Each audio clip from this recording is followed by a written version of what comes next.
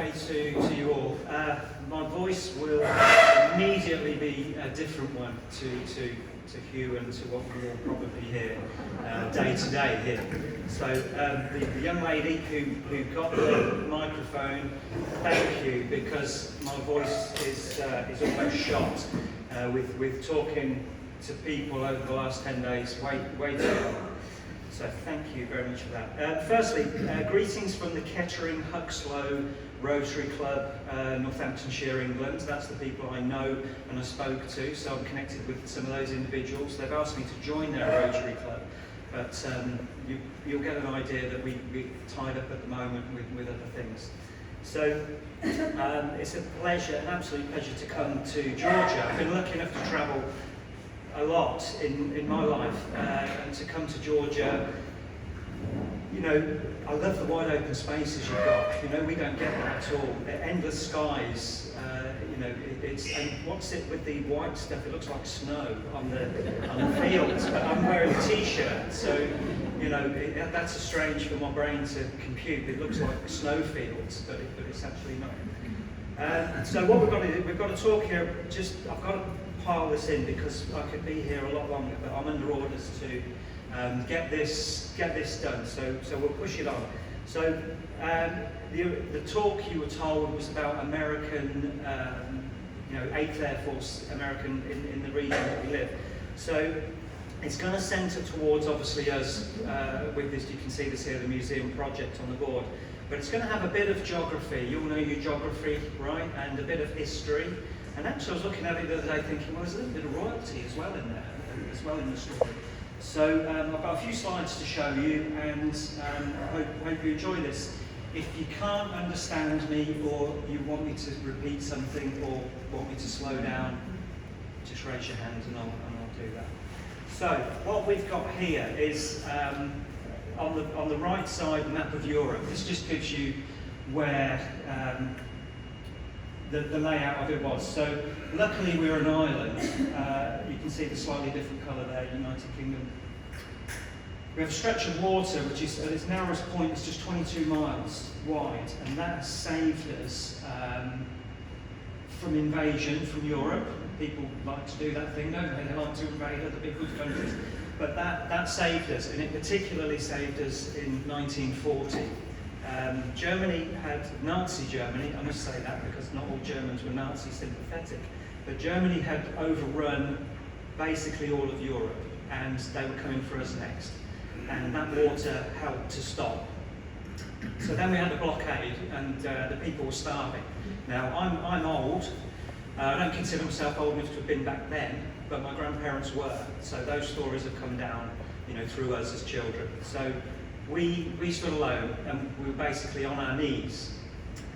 A bad thing happened in December '41, Pearl Harbor, brought America into the war, and 16 million Americans into World War II, which was a disaster because of, obviously, the impact of that with the families.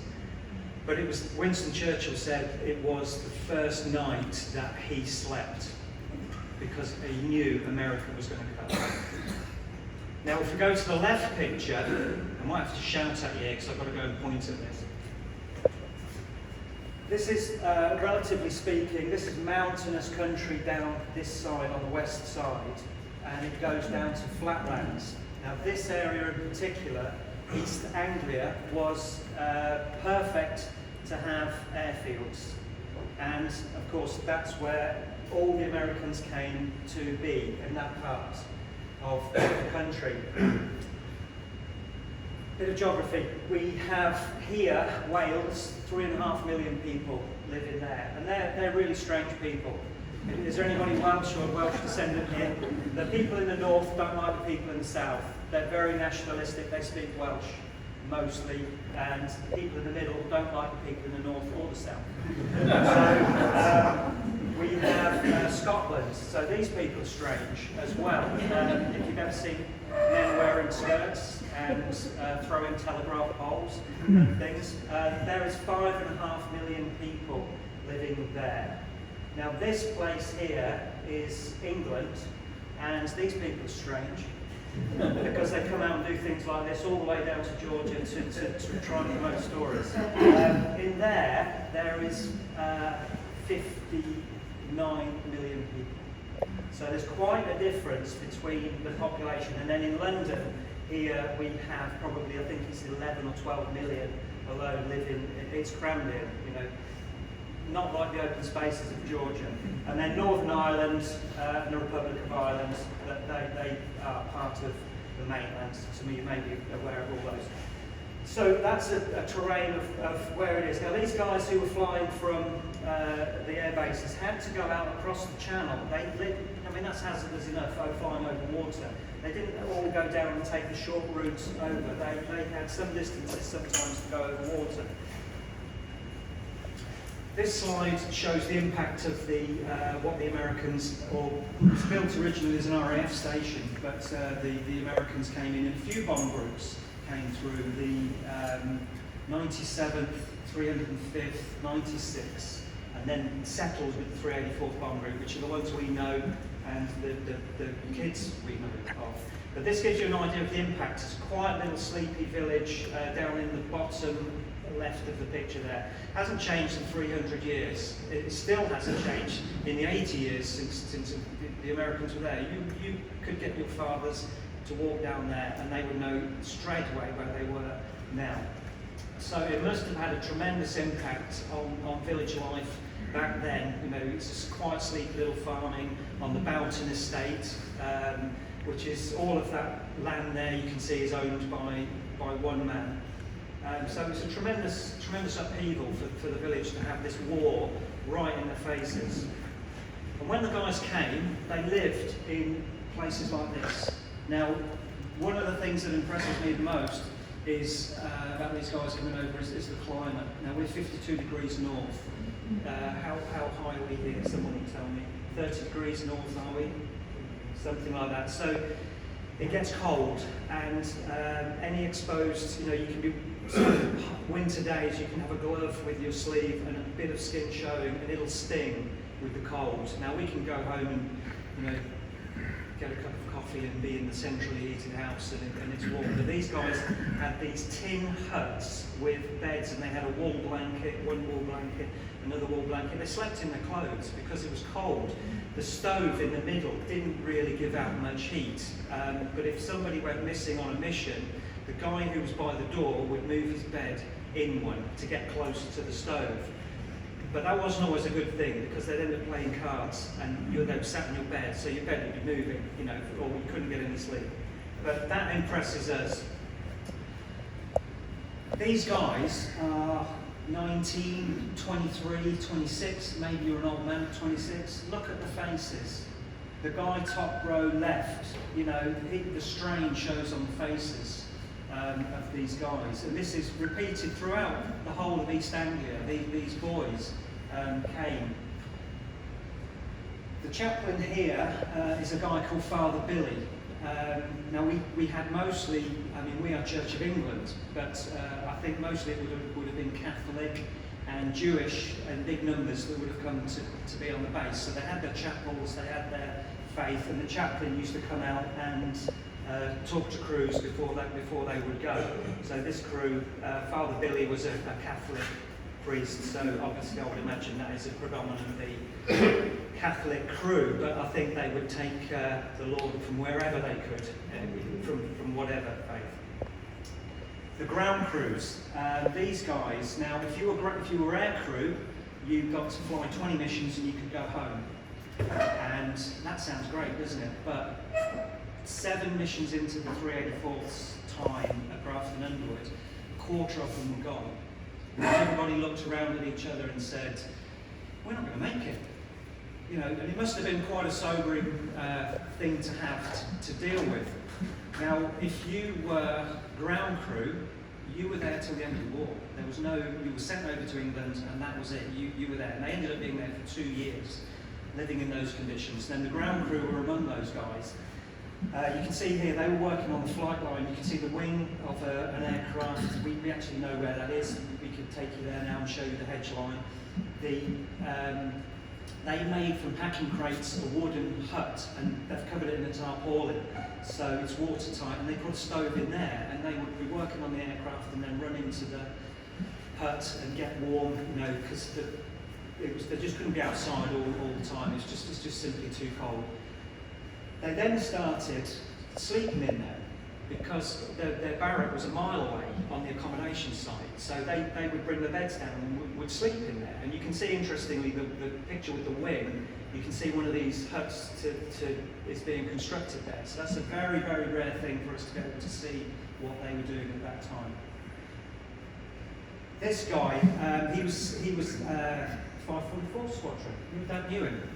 You would have forgiven for thinking he was aircrew because he stowed away on board and to go and fight. His name is Nathan Mazer. He's Jewish, born in Philadelphia, 1911, and he did it so many times that they pulled him up and said, "Look, you're bomb armaments officer. You can't go off. We need you to do your job." And he did it again. And he did it again. And they didn't bust him down to private. They just changed his dog tags from Nathan Mazer, Jewish, to Mike O. Mazer, Roman Catholic.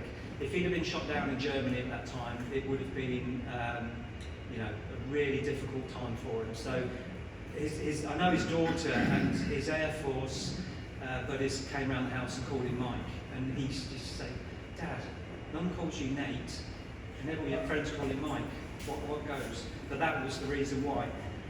The aircraft in the background, you can see the nose up. That was named in his honour, Fighting Hebe. We know a guy who flew the plane. I've sat down and had dinner with the guy who flew the plane. Ended up getting shot down himself in that plane. And then years later, a guy in Germany sent us back some bits. It's an incredible story. As Hugh said, he had a great tour with us. We had a memorable tour, very enjoyable time. Now, we like to, you can see here, we like to bring people along. If we know the dad's name, Squadron, we can tailor a tour for them to go around and really show them what they don't need to see and show them what they do need to see. And this actual photograph on the left, this guy, doesn't he look like something out of a Terminator film? I mean, what a good-looking guy. This photograph came through saying, "This was my dad. He was 546 Squadron, and do you know where this is?" Well, immediately the water tower in the background, you see the ladder. You can see it today on that picture. So we put his daughter in a jacket with the same glasses and took her to the spot he stood there and showed her around and showed where his life was, where he went to get food, where he went to eat, and all of that stuff. And if that girl there looks familiar, it's actually this girl here, Miss McNair. And we created friendship from these events happening, so we're really pleased for that. People send us photographs, and you look at it, when you live there, you know every tree, every branch, you've lived there 50 years now for me, connected with the village. I looked at this and I thought, straight away I know where that is. And I researched the story about this. Now, the Piper Cub flying was actually a guy who was based at Grafton Underwood in 546 Squadron. He got transferred to south-ish, nothing was ever really far apart, to another squadron.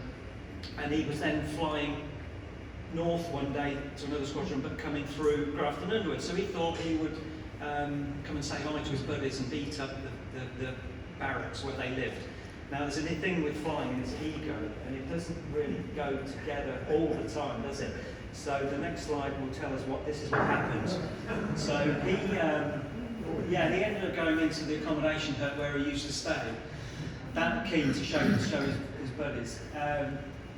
No one got killed in there, no one was hurt. One guy got hurt inside the hut, he cut his neck. But we've looked at these pictures to see, because this is your dad's, Rosie, this is your dad's accommodation. We've looked to see if we could see your dad on there. But actually what you don't know is last night when you gave us the family photos to look through, we found that event from a little way just to one side. So your dad was among that group that was there, but maybe not caught on that image. Okay. Right, 29, if you want to count them, 29 B-17s up in the air there. This is notable because if you look at the gable end building facing us, you've got the concert huts That was my workshop in 1987. My friend had started up a new company, and I went to work with him for a year initially, and then ended up being with him 15 years. And he's now moved on to do property stuff and things, and I'm not able to do that, so I've gone elsewhere. But that's, I spent some time there working, so you got the feel for the place and the atmosphere for the place. And when you've had 29 there's 29 there flying over, that atmosphere doesn't go away completely. So to get that many aircraft in the air and all going in, they'd fly up in circles and then they would join up and go. And there's a gentleman down here gave me a very nice brochure of a story of 303rd Bomb Group, which were connected in their bomb wing with these. So that's a really nice thing to do. The story will tie in nicely with our area that we have. So to form all these aircraft up together and get them going in the same place, they had to have an aircraft that they could see. So this looks like everyone's come out of the pub and had a go, throwing paint around, but it's actually the target ship that they would aim for once they're taken off and they would formate. That had no guns in, and it would just come back once they were on their way to join up and go over the channel. So their target, this would come back, and it's called Spotted Cow, obviously you can see why. But again, we can recognise where that is parked on the fields due to the hedge line in the distance under the left wing. Once they were up and going, this was kind of what it must have looked like inside when they were going. That is a very interesting picture there, because in the foreground below is the landowner's estate, but he actually owns all the land, you can probably see there. But if I was to go there now, today, and fly at that estimated altitude and take a picture, it would look identical. It hasn't changed at all. Some of the pictures we try and find an exact location. This one was very, very easy to do. This is the main part of the base. Admin site, workshops, propeller shops, machine shops and everything. And they had this from the control tower. They took this picture looking down at the aircraft. They took the picture looking down at the aircraft. So we got a drone and we put it up at 30 feet where the control tower was, and took the picture of us now, and it gives you the layout of what we have today, mostly around. The buildings were temporary buildings and not designed to last 80 years, so they did last a long time, into my childhood, so we had a friend, it was fantastic. Sometimes they didn't make it off the end of the runway. Heavily loaded, fuel, bombs, ammunition, and the runways were considered really short. The longest runway you would get was 6,000 feet for a heavy bomber. And the pilots I've spoken to have said, yeah, it was a bit of a prey every time we took off with all this stuff. And some of them didn't make it. Luckily, this one didn't catch fire or do anything. There's a guy I know who said he climbed over that for a week going to school in the village. It took a week to clear from the road. Look at the guy on the left. The tall guy. He actually looks tall there in this picture. That guy's called Dale Smith. And he came in to sort out the bomb group, which was having a hard time. They were getting tremendous losses, and he came in to kind of be a bit of a bully and get them going in the right direction. Everyone was getting a little bit sad for themselves, and he actually turned them around. And he made crews eat with ground crews. So if you went into a dinner hall the next day and there's an empty table, what effect is that going to have on you? So he mixed everybody around, made the importance of a team. If you're part of a team, you're going to go much further than if you try and do things on your own. And we've discovered that, definitely. So Dale Smith, 6'7", the tallest man in the 8th Air Force. And you can see here, that height is shown. The guy in the centre, his head is kind of partially blending in with the tree. But they all look like hobbits, these guys, the MPs that are there. So he must have been an imposing figure when he came to be on the airfield, and he's written a book about it, which is a terrific book. These guys are... His name was Dale Smith, Dale O. Smith, and he wrote a book called Screaming Eagle. And the reason he got the name Screaming Eagle was because he was shouting on the intercom saying, move up, do this, do that, and someone butted in and said, can someone shut that Screaming Eagle up with his colonel insignia. I've no idea who these guys are. we know the building in the background, but look at those. Look at their manner. They look happy. Maybe the war has ended. Maybe 8:45. Maybe they've finished their tour. They're going. I probably would think they are. This is toward the end of the war. You would get an odd crew that would go, and there wouldn't be a big scene on this. But those guys are happy. The villages around have not changed due to conservation, strict conservation. If you want to do anything, you've got to ask. You've got to get the right paint. You've got to get the right stone. All of this stuff, and that we end up with exactly what they had. So the picture on the left is 1910 around, and the picture there is about 2 weeks ago when I was there. And that's an exact picture from 2019. You have one from 2019. Oh, we ate there, didn't yes, we? You still owe me for that. Yes. I know. But the pub behind the cross is called the Star. It's called the Star Inn on the left side, but it was just called the Star when we were there. And that was the 384th pub. The airmen, to get relief from the stress of the base, would cycle out to the pubs around the countryside, and they integrated very well into our community and made many deep, lasting friendships.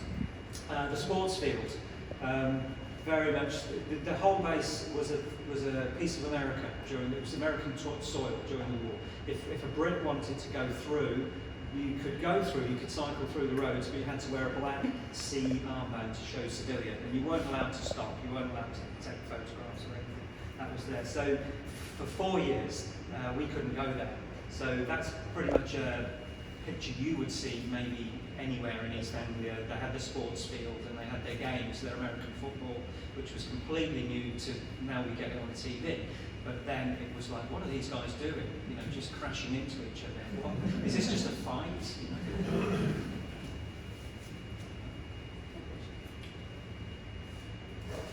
Okay. This isn't actually our airfield, but it's very, very similar. The buildings in the background are what we're coming to. They had a standard layout, standard pattern of the design and type. So you have a crew of builders who would go and build that building and then do it again and again and again. So I guess production speeded up. But the lure of going out, get off base and go down to the pubs must have been great for these guys, because I just feel cold looking at that. And let alone try and ride the bike on the way back home after you've had a good bit of alcohol. But that was very typical of the bicycle was king at that time. And if you went into town on a bicycle, you came back on a bicycle. You didn't have your bicycle.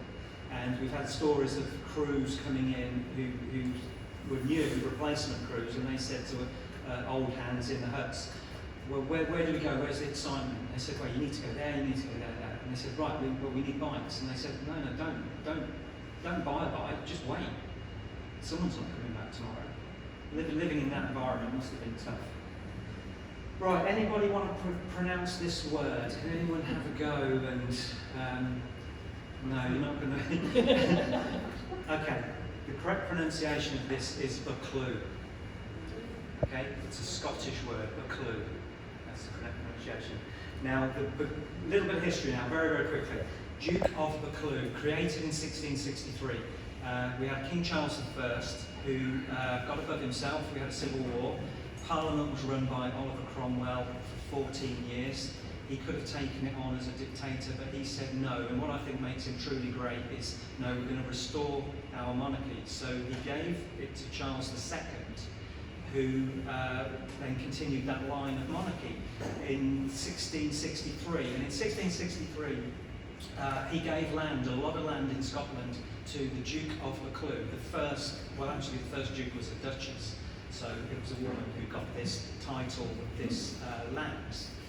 The second Duke was a man, and everyone since on has been that case. So the land that we have now is owned by the 10th Duke of Buccleuch. That's the guy here on the green, in the green, sorry.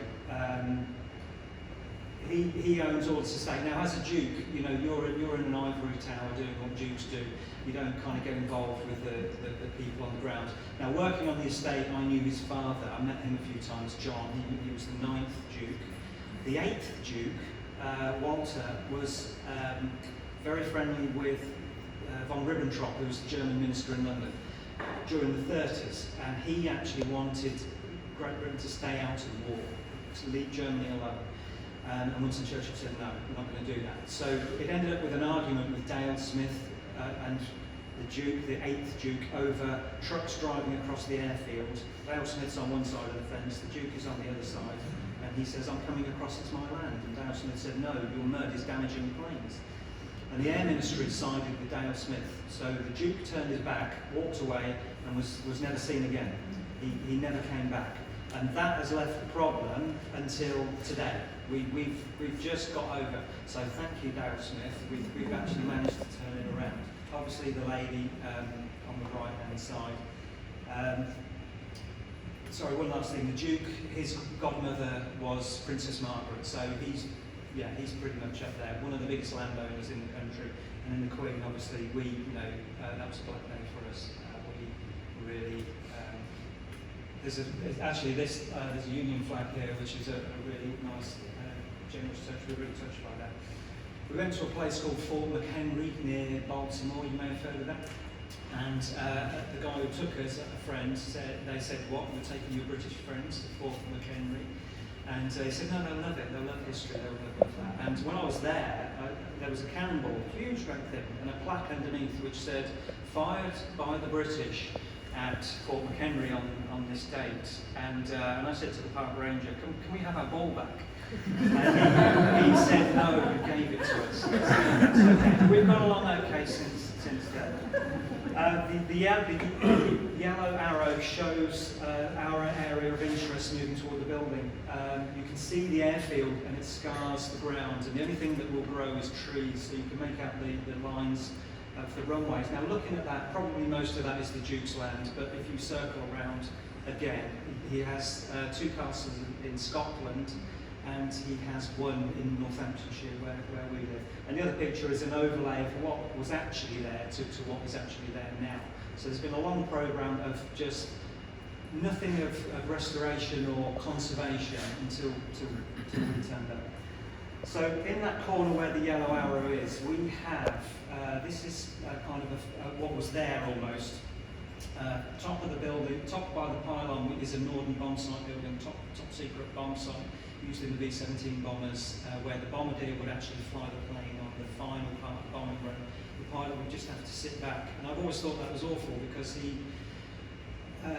just suddenly had nothing to do, and he was looking around, looking at fighters coming in and stuff. It must have been pretty awful. I'd rather stay busy. So Norden bomb sight building at the top. The main black S3 Ops building is still there today, and that is the one we're working on to try and do it. The Group CO office is one, the base is still there, but we have been donated a building by another airfield who framework, so that they've given us that to make a start. That will be our visitor centre we're aiming for very, very quickly, and then it'll be a longer term to restore the rest. The specialist briefing room and the intel room, the pads are still there.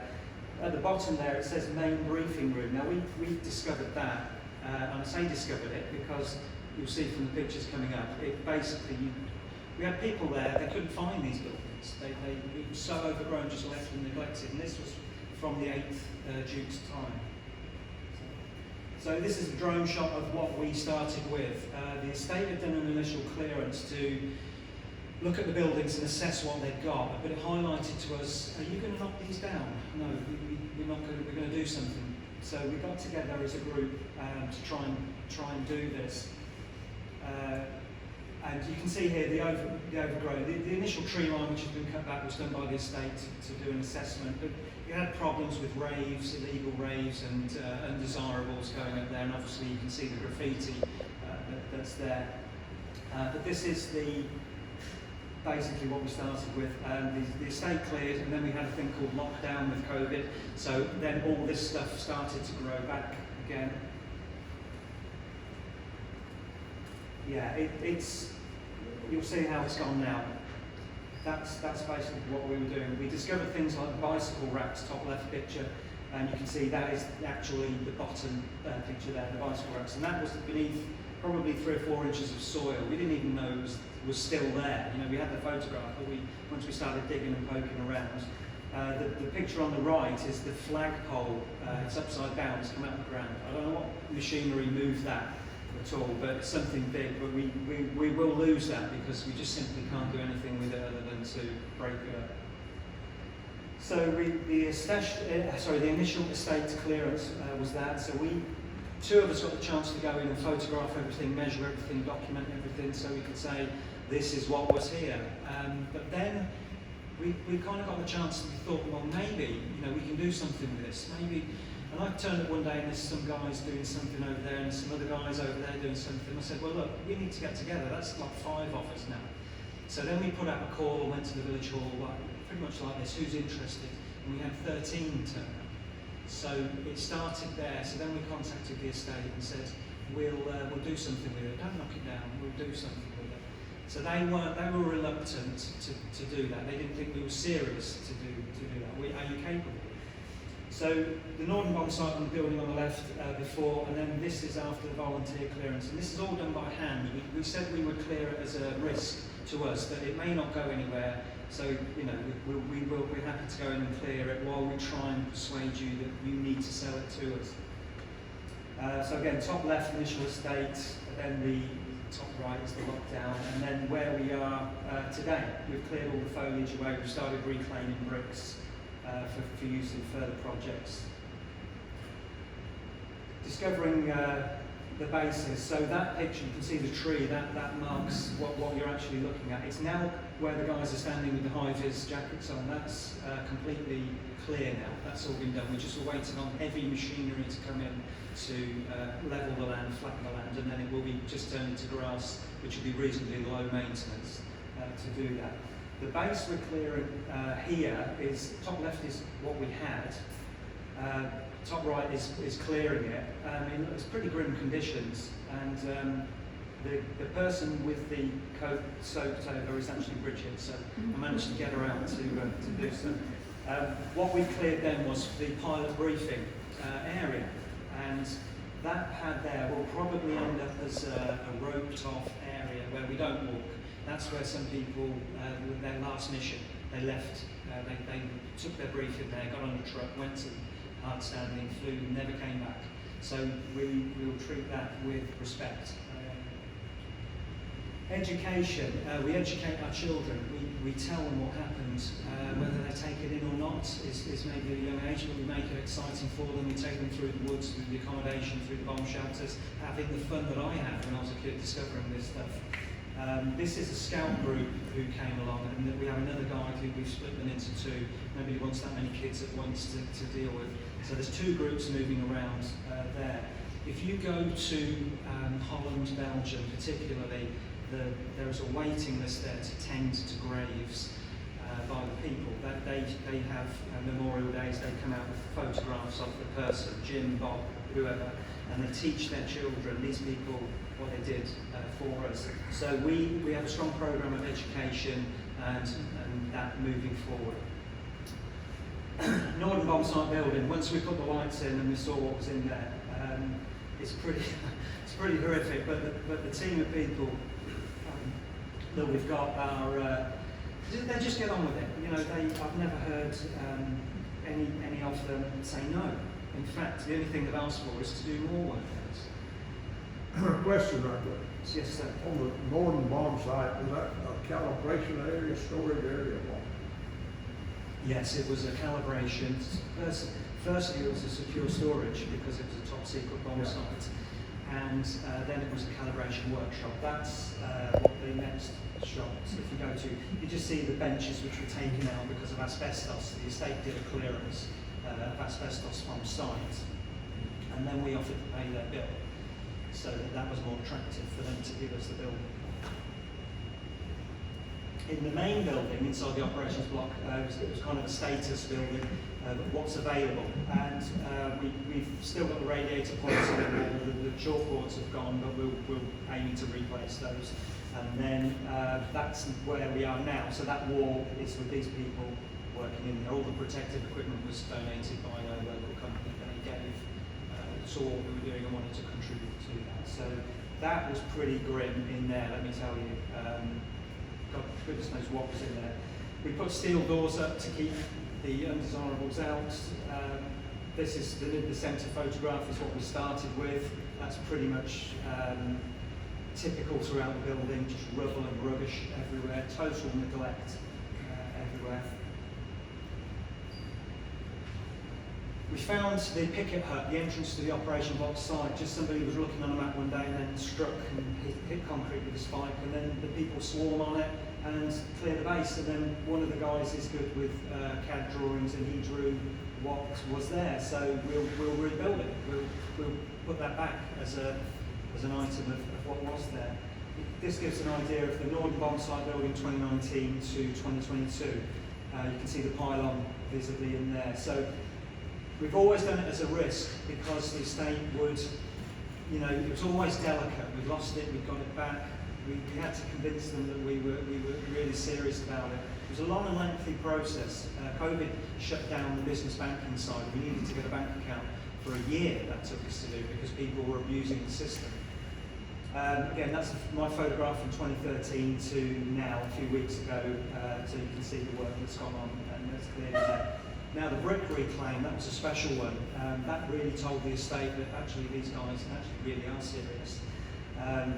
They pulled the building down, it was in a dangerous state. They dumped the blocks, the bricks down, and then we got in there and we cleared them, and we got 2,500 bricks for future projects elsewhere. Still without the acceptance that, you know, yes, this project will go ahead, but this was the desire of the people that they wanted to do this. The girl in the black coat sitting there, she is current USAF from Molesworth, airman, staff sergeant now, and she's just been transferred back to Vandenberg in California. But we had these people coming in and we loved it. Americans with us in our woods doing work with us. It was a fantastic union together. Everyone loves a good fire, and we had plenty to do. So the bottom right picture is stumps which have been left up high so we can get chains and diggers and pull. And we're coming into the wet season now, so that's going to help us with heavy machinery to do that. Tea break. Now, she's probably the most popular woman coming on site. She brings the tea and the coffee and the donuts and things like that. So we have a Red Cross lady who comes up and does that for us. One person in the bomb group donated food for the year for us. They gave us the money to go and buy this provision. I should just mention the Red Cross lady is my mother. So she's involved as well. And she's more popular than anyone when she comes driving up because they know they're going to have a break. Men at work, amazing people. I can't speak highly enough of them. Proud to be involved in the project with them. The guy on the left, Nick Barton, he's 35. His dad is a collector, is a historian. He has 93 jackets in his collection, 93 of World War II jackets and things. He has 5 jackets from our station, 3 from the squadron, from your dad's squadron. The next picture, so the next one is me. Steve Bell, he's an oil rig worker. We have all types of skills and people want to be involved. The guy, 2 guys there, one is ex-military, British Army. He's now a truck repair guy, he does that. And then that's, who's that? Snowy. The other one is a real character. He's really into music, and he brightens every day that we have there together. Yeah, they just get on with it. If you want to start a company and you want some success, just employ this lot because they are just terrific. They never ask for anything either. They never ask for any favours. They've never asked for a single penny. Kids, young and old, volunteers, young and old. We have 50 volunteers now, and we have a core of about 15, 20 who come due to other considerations. There can rain or shine now. The airfield Grafton Underwood was nicknamed by the Americans Grafton Under Mud, and we've experienced that. The picture top left is a pretty grim day, and the picture bottom right is we broke a record temperature. Now you may laugh at this. We had 40 degrees in July, which is 104 in Fahrenheit. Now that's too hot for us. We just melt when it comes to that. It's pretty horrible. Again, more people, the projects they get involved with, PPE, colour coding, women in white, bodies you're going to need 2 people to move in red, and the guys are in blue.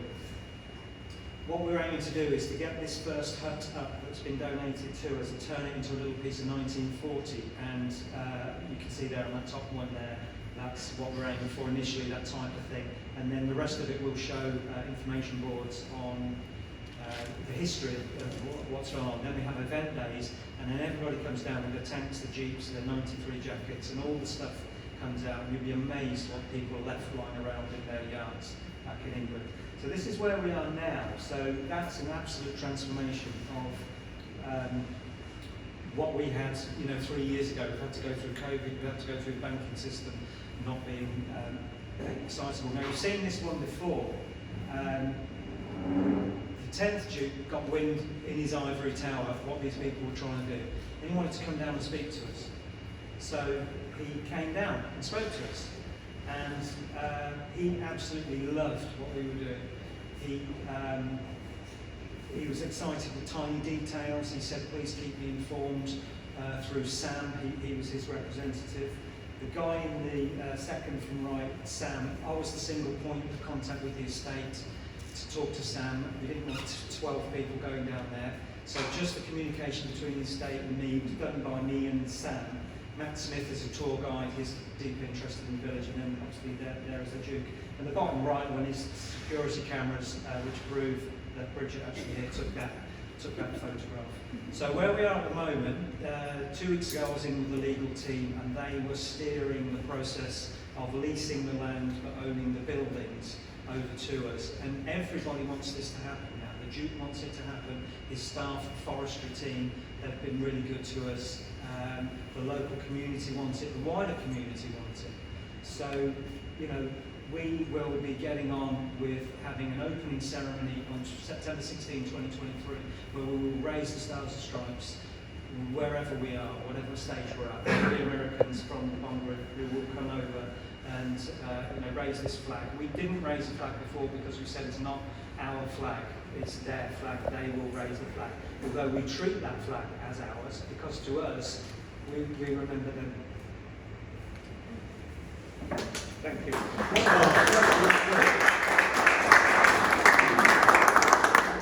Dale, what was Dale Smith's rank? Okay, now, you left me there. 8th Duke, what happened to him? The 8th Duke died in 73, and it went on to John, the 9th Duke, so the estate just passed on. So, Okay, now, when he had the run-in with Dale Smith, and then he just disappeared. he just disappeared and went to his castles in Scotland, as you do, but it didn't leave a programme of sympathy and... I got it. He didn't vanish, he just... Yeah, he didn't vanish. So his son John went in 2004, and Richard, who's the 10th Duke, he came in 2003-4, and the 11th Duke, called Walter, his grandfather's name, he's groomed to take over from Richard, the 10th Duke. Now the younger brother, as we have William and we have Harold, the younger brother, the responsibility isn't so great, so he can go off the rails a bit. Charlie, Richard's younger son, who won't be the Duke, he's going to be the estate manager, and he loves what we're doing. He was right in there, so it's fantastic. One thing I would say is that there is no labour cost in any of this work. I've never received a penny for any work. We don't want to receive a penny for it. So in $1 million project, you're only paying materials, so there's no labour costs. And if we do need to pay labour costs, they're reduced down. We get the guy. This isn't a money-making exercise for companies around. So. Thank you. Okay, thank you.